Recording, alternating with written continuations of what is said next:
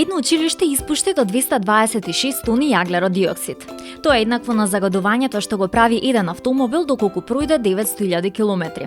Ова се нарекува јаглероден отпечаток кој училиштето го остава во животната средина.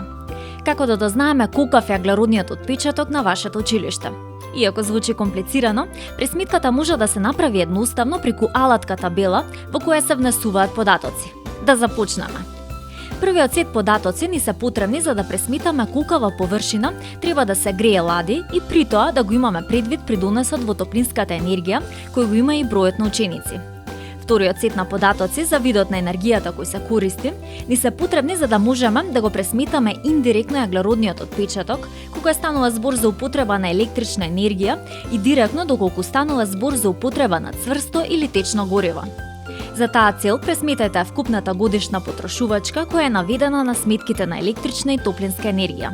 Доколку немате сметки, во прирачникот се представени и други начини на пресметка колку сте потрошиле.